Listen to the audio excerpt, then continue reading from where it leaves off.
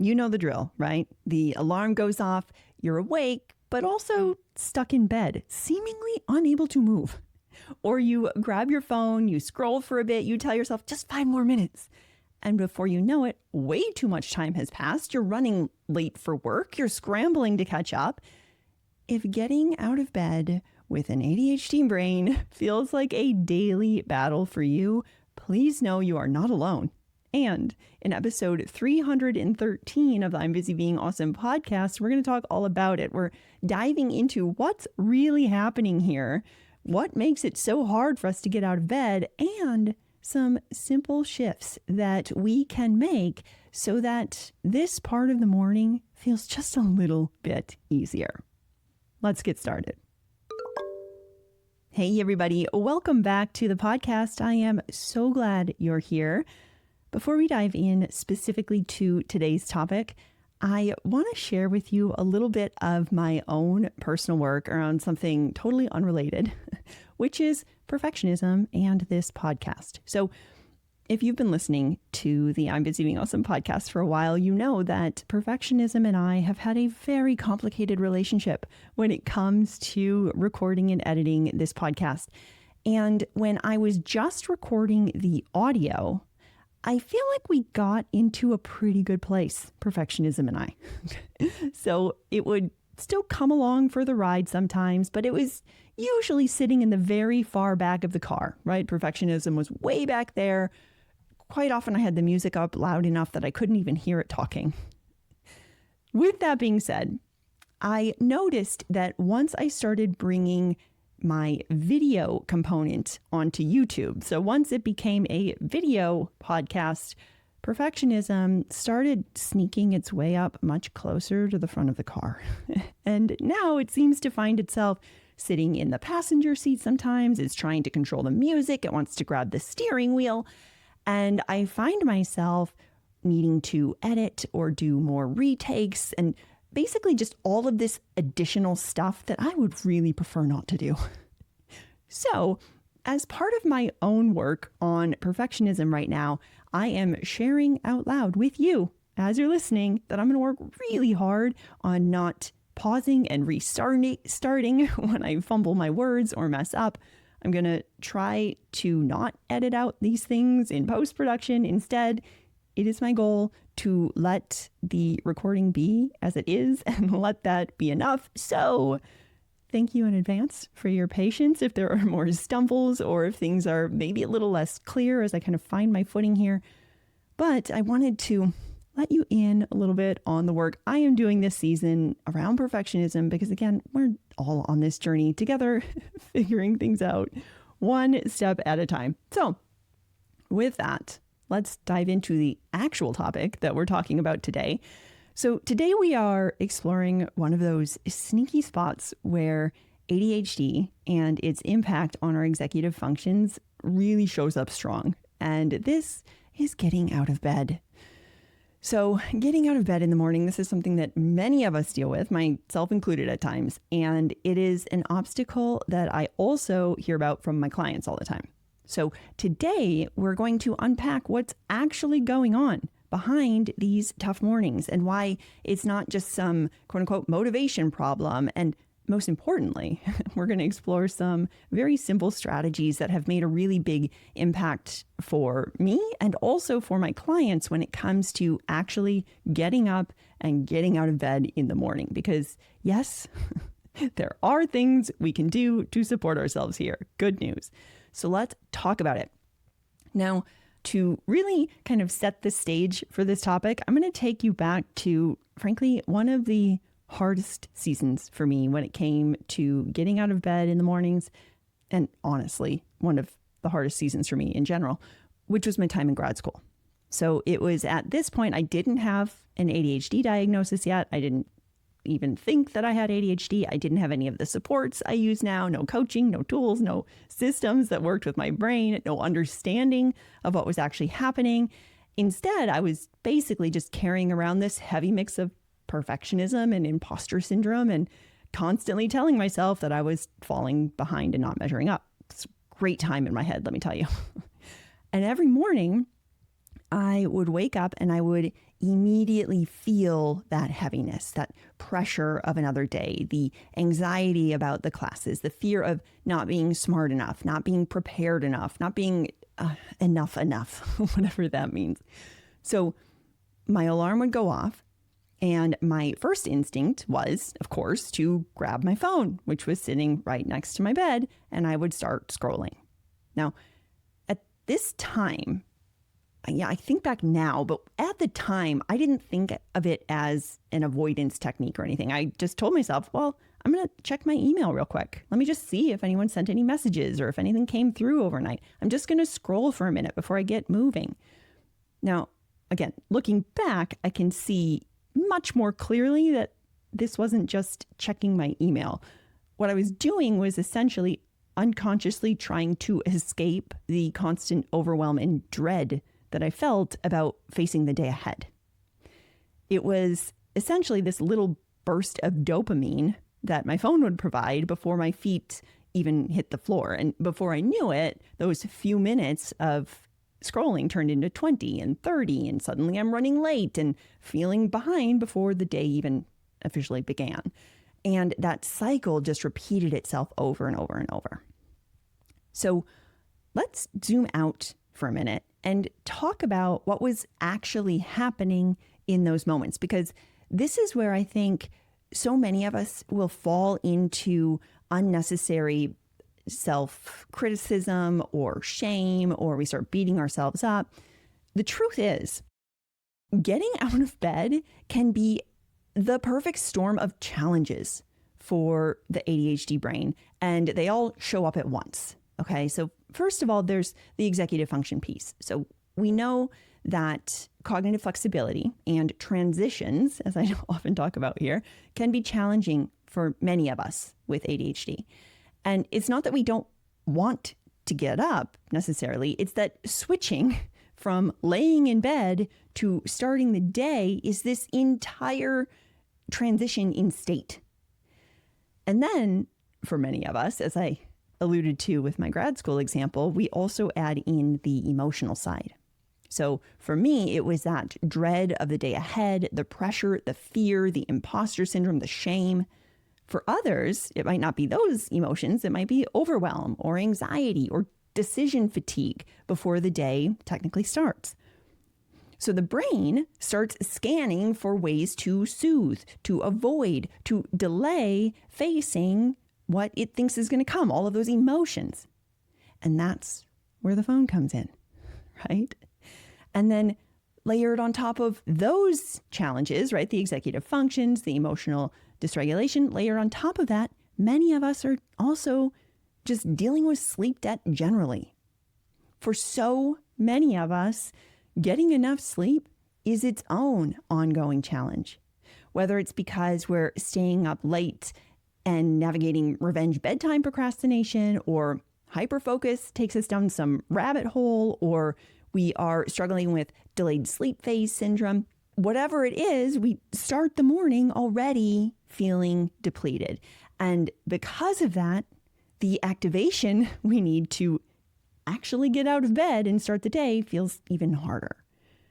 So we wake up with low dopamine, depleted energy, and a brain that's facing a tall order of a bunch of executive functioning tasks all before we've even sat up, right? No wonder it feels so hard. Now, for me today, thankfully a lot has changed as I now have my diagnosis. I have the tools, the coaching, the systems that support my brain so much better. I actually enjoy what I do, which makes all the world of a difference. And most days, honestly, my mornings do feel just so much smoother. But there are absolutely still times when I end up falling out of my usual routines or my rhythms for whatever reason. And when that happens, I do face that similar struggle with mornings, right? That struggle to get my feet on the floor is still there. It's just in a slightly different way, slightly different reasons. Okay. So for myself now, rather than it being big emotions that tend to keep me stuck in bed, usually the leading culprit is a lack of sleep. So when I don't get enough sleep, whether it's because I stayed up too late, I was hyper focused on some crochet project or something, or maybe I fell into another version of revenge bedtime procrastination. I wanted to just stay up and do something fun or whatever before the end of the day. Whatever the reason, I certainly feel it the next morning. Because as we know, once that sleep debt starts building, it kicks off this whole cycle. For myself, I wake up tired, which makes it harder to get out of bed, which then shortens the morning routine, which can leave me feeling rushed and behind even before the day begins. And then I might start work later, and then I end work later, which then shortens my evening, which then has me staying up later again. We know this cycle, right? Around and around we go. It's so common for us. So this connection between sleep and energy and executive function and then activation on the other side of getting out of bed, it is very real. And when we're in it, when we're in that cycle, that trap, it can feel very easy to slip into frustration and kind of beat ourselves up for staying stuck, for not being able to, quote unquote, just get up. Why can't I just get up? But as we've talked about, it's not just about willpower. It's about understanding what's actually going on and then helping to put some supports in place to shift that cycle, to reduce the friction so it's easier to get up. So let's talk about that, okay? I'd love to share a little bit about what actually helps me and helped me break that cycle and make my mornings feel so much easier. And I want to stress that before I share my list, it was not about finding one big solution, okay? So there's not one simple tip that's going to work for everybody. Instead, it's really been about stacking a bunch of tiny little supports both at night and in the morning, which makes it much easier for my brain to do what it needs to do so I can get out of bed on time without all that resistance in the morning. And in fact, I'm going to put in a quick plug for my free training called the ADHD Routine Revamp. So a lot of the supports that I put in place to help me get out of bed much easier without all that friction are tiny little habits that build up to these simple routines and eventually a much smoother morning. So if you are similarly looking to establish any habits or routines that are really front and center for you right now, whether it is to help you get out of bed easier or go to bed easier or whatever, or any other area of your life, really, you might want to check out my free course. It's called the ADHD Routine Revamp, and you can sign up at I'mBusyBeingAwesome.com/routine, or you can head through the link in the show notes. This course is full of actionable steps that you can take immediately and start locking in those routines for the long run. So again, head to I'mBusyBeingAwesome.com/routine to sign up. Okay, so what does this look like? What helped me to start getting up and out of bed in the mornings with less resistance? Well, first up, I quickly learned that an easier morning actually starts the night before. So the more that I can support my brain before I go to bed, the smoother the things are when I wake up. So one of the simplest shifts that I started doing, this might sound silly, but here it is. One of the simplest shifts is washing my face right after work when my executive functions are still online. So I used to not wash my face until I was getting ready for bed.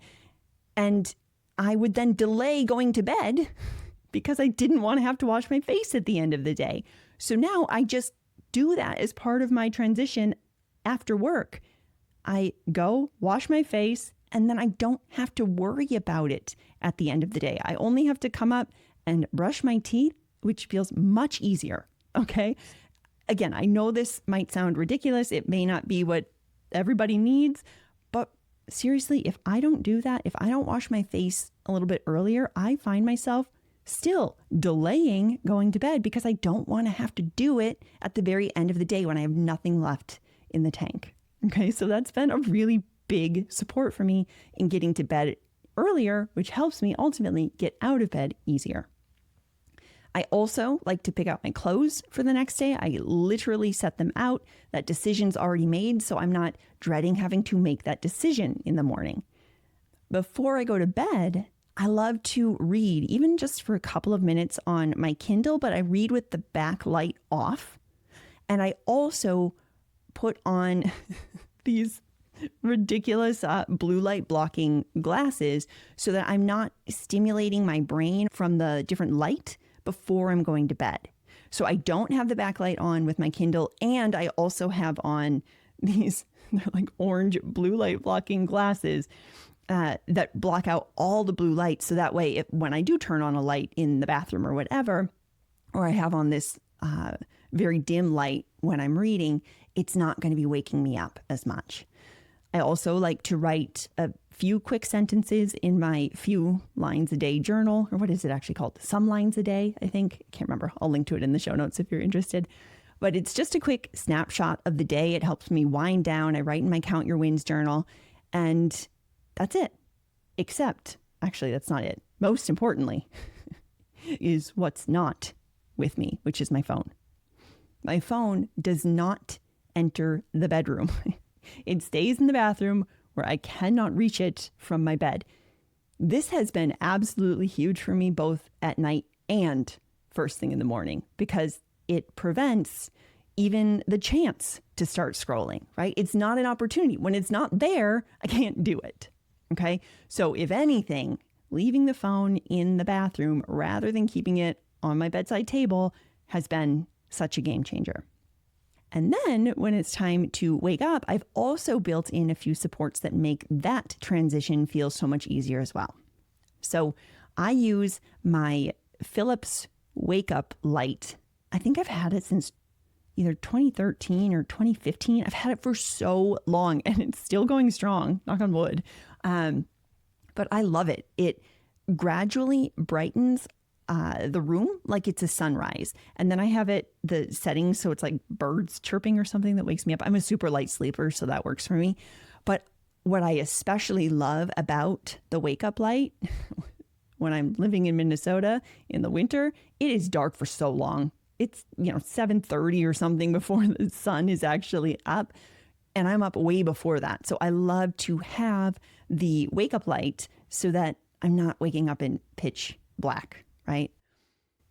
I have also programmed my bed jet, which I do believe maybe that was only on my newsletter. I think I've talked about it on the podcast too, but it's basically this glorified fan that both heats and cools that you put at the bottom of your bed, the foot of your bed, and it helps to regulate your body temperature. Again, I will link to this in the show notes too if you're interested in this. If you have a bunch of weird sleep stuff like I do, it could be interesting to check out. I'll link to it. But basically, I have it programmed so that the bed jet starts warming up about, I think, 20 minutes or something before I need to get up. So it's helping to raise my temperature in my body, which helps me naturally wake up. And then I'm warm so that it doesn't feel as uncomfortable getting out of bed, especially again in the winter when it's so cold in the mornings. I'm already warmed up. So that helps me get out of bed. And then again, my phone is out of reach, so I'm not tempted to start scrolling. So as soon as my alarm goes off, I pair it with Mel Robbins' 5-second rule. So her book, the 5-second rule or whatever, essentially is to count backwards, 5, 4, 3, 2, 1, and then you do the thing. And in the book, she talks about using it in all these different places. Sometimes it works for me, sometimes it doesn't. But for getting out of bed for whatever reason, usually this is helpful for me. So I will think to myself, all right, 5, 4, 3, 2, 1, feet on the floor, let's go. And that's what I do in the morning. Now, sometimes I have a couple of countdowns. Sometimes I have to count from 5 to 1 a couple of times to help bridge that activation gap. But it generally is supportive. It's generally quite helpful. And then one more thing that has helped, and I suppose this actually goes the night before, is the night before I often visualize the next morning. Okay. So I literally picture myself getting up, going through my morning routine, taking Bruno for his walk, doing my workout, whatever. And then I imagine seeing my first client who I'm so excited to see. And so my brain is already rehearsing this morning that's going smoothly. It has me excited to see my clients. I've already rehearsed it. And that way, by the time I wake up, for some reason, it feels easier for my body to follow the routine that I've just pictured in my mind. Give it a try.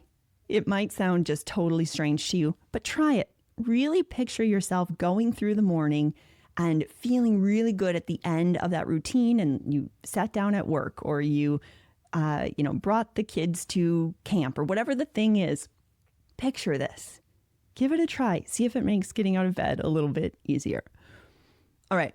Now, I want to be clear. Again, these supports that I've just listed off, both in the evening and the mornings, they did not all happen at once. They are a process of iteration. They have built up over time through a lot of trial and error, and they might look very different for you. You might not need half of the ones that I like to use. And that's because everyone's brain, everyone's schedule, everyone's life is a little bit different.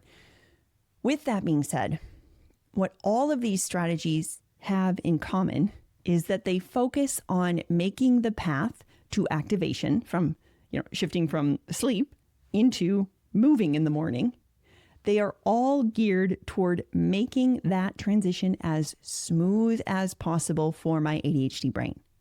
So as you're thinking about your list of strategies, I encourage you to keep coming back to what would make this feel easier? What would remove the friction? Or what feels hard now, and how can I smooth that out? Okay. Now, I offered some of my strategies. I'm going to share a couple that some of my clients really like to use as well, because I think it can be useful for us to hear a lot of different strategies and different supports for different brains. So one of my clients, for example, he still needs to have his phone in the bedroom. He can't just completely leave it outside of the room because of his job. He needs to be on call. He needs to be reachable at all times. So what he does instead is he puts the phone across the room on top of his dresser. So the key component here is that it's not right next to the bed within arm's reach where you can automatically start scrolling. Instead, one would have to literally get out of bed, get the phone, and then come back to bed, which again is still a possibility, but it makes the friction that much more to grabbing the phone, right? So I had mentioned, how do we remove the friction to make getting out of bed easier? We can also think the opposite. How do I add friction to make scrolling more challenging? Okay. So for this client who needs to have the phone in the bedroom at night, by putting it across the room, it removes the ease of kind of grabbing the phone when it's just sitting next to the bedside table, but it still allows him to hear someone calling if there is an emergency, right? That simple tweak can make such a big difference. I've also had clients who use body doubling as part of their morning routines, specifically with accountability buddies for getting out of bed. So I've had one client who paired up with their friend, and they would take turns either calling or texting one another once they're up, and they would each take a week. So, I would have a week and then my friend would have a week, and we would just alternate in that way to make sure that we were getting up. And I've also had people do similar with a walking partner. So their neighbor or something who would meet with them, and then you'd go walking, or whatever in the mornings. So essentially, when it's something you genuinely want to do, not when it's a should, but when you ultimately do want to get up or you want to go for that walk or whatever, having that accountability, that body double, can be really useful for our ADHD brains. All right. So as we wrap up today, I want to leave you with a handful of different reminders. So first and foremost, sleep is a huge part of this puzzle of being able to get out of bed with less resistance. When we are constantly tired, as we know, everything feels so much harder, and that includes getting out of bed. Getting out of bed feels so much harder. And if sleep has been a tricky area for you, which again, for so many of us with ADHD brains, it is, please know you're not alone. And in fact, outside of the topic of productivity specifically, sleep is one of the most common things I coach on, because how well rested we are can really impact how well our executive functions perform.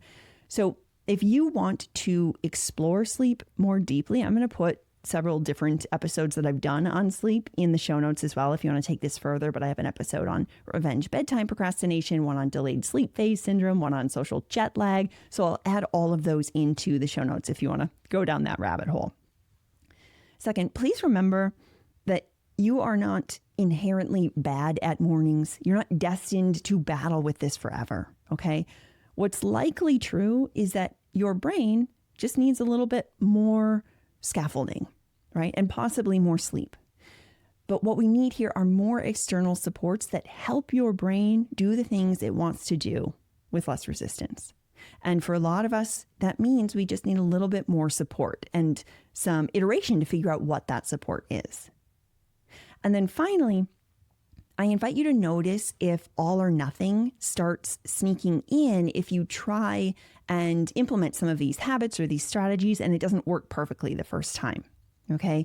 Notice if it's kind of like, well, that didn't work. I'm destined to be bad at mornings forever. I will just always be fighting mornings. Your brain might not think literally, I am destined to feel this way forever, but it might just feel incredibly discouraged and think something like, well, what's the point? It's just always this way.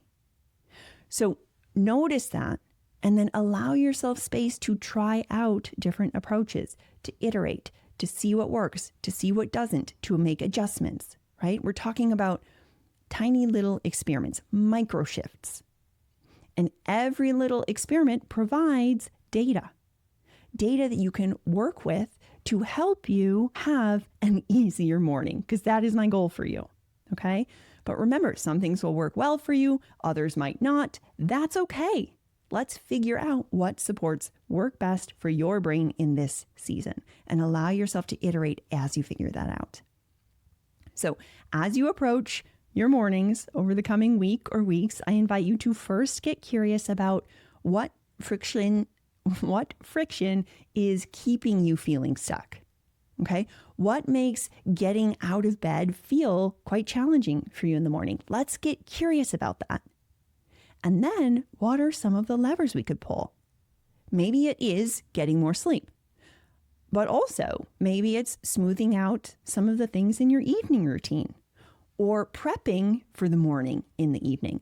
Maybe it's using a couple of the strategies that we talked about in the morning with accountability or counting from 5 to 1 or whatever it is. Choose one area and give it a try, right? Start with one, give it a try. And of course, as always, I would love to hear how it's going for you. If you have found a strategy that helps you get out of bed easier in the morning, please let me know. I think that could be so fun to be able to share with everybody here too. Or if you're trying things out and you're iterating, I'd love to hear what you're trying. I'm over on Instagram at I'm Busy Being Awesome. I would love to hear from you because, again, the more ideas we share, the more options we have to experiment with, and the better it is overall. All right, my friends, that's going to do it for us this week. And if you are ready to take the concepts that we talk about here and learn how to support your ADHD in a way that's best for you, I invite you to check out today's show notes where you can learn more about how we can work together, both in my small group coaching program called We're Busy Being Awesome and in one-on-one coaching. Also, if you want to learn my step-by-step approach to lock in a routine and habits and make them stick, be sure to check out my free course called the ADHD Routine Revamp. You can tap through the link in the show notes or head to I'mBusyBeingAwesome.com/routine to sign up. Until next time, keep being awesome. I'll talk with you soon.